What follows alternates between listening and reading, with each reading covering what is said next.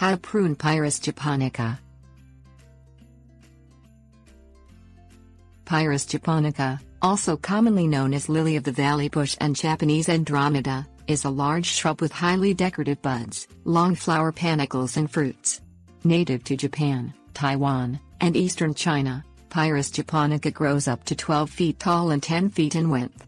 Its growing habit makes for short branches with very dense green razor-tooth-edged leaf foliage. Depending on the varietal, Pieris can flower with white to hues of pink and deep red blooms. Pieris japonica responds well to deadhead pruning as individual blooms die off, which keeps the plant from fruiting and will bloom more profusely next cycle. An overall annual or biennial pruning for size and shape should be done in the spring or summer after a bloom. Things you will need: sharp clean secateurs and loppers. Ladder if needed. Cut away individual spent blooms with your secateurs at the base of the bloom stem where it meets the branch. Make your cut in the flower stem at least 1/16 inch above the main branch so as not to damage the branch itself. Weekly maintenance of this kind will encourage more profuse blooming next season. Begin annual or biennial pruning by cutting away any damaged or diseased branches with your secateurs or loppers, removing as much as necessary to clear away the damage and leaving approximately ½ inch above a flower bud or leaf axil.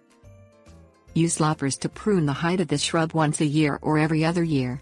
Also use the loppers or secateurs to establish your desired top shape, either flat, rounded or jaggedly naturalistic. Cut away up to 1/4 of the internal branches to thin and shape the interior of the plant and open it up for light and air penetration if needed. Shape the perimeter of the pieris with loppers on the thick branches and the secateurs on smaller branches as needed. Make cuts 1/4 inch above bud and leaf axils where possible to preserve bloom capacity.